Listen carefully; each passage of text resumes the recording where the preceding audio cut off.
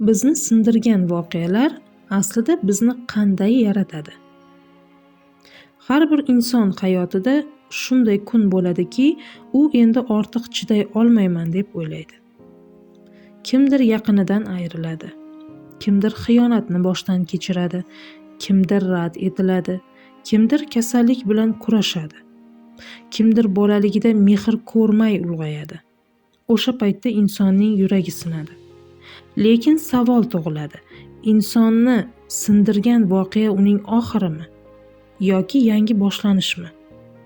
Bu ko'p jihatdan insonning keyingi yo'liga bog'liq.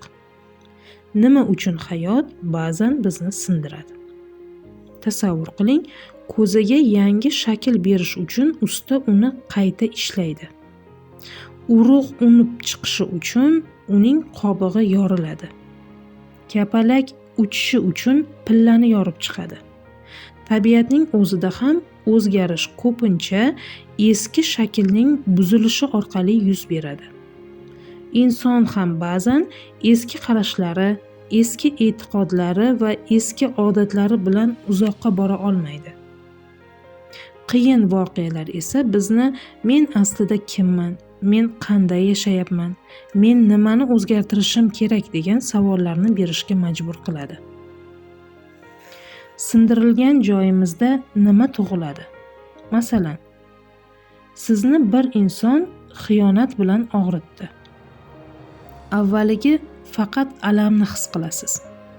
Lekin vaqt o'tib, o'zingizni tahlil qilsangiz, quyidagilarni o'rganishingiz mumkin. Chegaralar qo'yishni, o'zingizni qadrlashni, yo'q deyishni, sog'lom munosabatni tanlashni. Demak, voqea og'riqli bo'lgan bo'lsa ham, undan olingan saboq sizni boshqa insonga aylantirishi mumkin. Nega ayrimlar sinadi, ayrimlar esa o'sadi? Bir xil voqea ikki insonning hayotini turlicha o'zgartirishi mumkin. Biri hayot meni jazoladi deydi. Ikkinchisi esa bu voqea menga nimani o'rgatmoqda deb izlaydi. Voqea bir xil bo'lishi mumkin, lekin unga berilgan ma'no boshqacha. Aynan shu ma'no insonning kelajakdagi yo'liga ta'sir qiladi. Og'riq bizni qanday o'zgartiradi? Ba'zan og'riq bizni mehribonroq qiladi, boshqalarni chuqurroq tushunishga o'rgatadi, sabrni oshiradi, o'z qadrimizni anglatadi, hayotning haqiqiy qadriyatlarini ko'rsatadi. Ko'plab psixologlar, murabbiylar va ustozlar aynan o'zlari boshdan kechirgan og'riqlar tufayli boshqalarga yordam bera boshlagan. Ular og'riqlarini yashirmagan, uni tajribaga aylantirgan. Eng katta xavf og'riqning o'zi emas. Eng katta xavf insonning og'riq ichida yashab qolishidir. Ba'zilar 10 yil oldingi alam bilan bugun ham yashaydi. Go'yo voqea tugagan, ammo ularning qalbida hali ham davom etmoqda. Shunda o'tmish bugunni boshqara boshlaydi. Shifo esa o'tmishni inkor etish emas, uning bugungi hayotingizni boshqarishiga yo'l qo'ymaslikdir.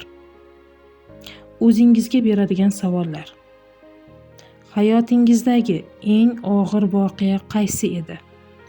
O'sha voqea sizda nimani olib ketdi? U sizga nimani berdi?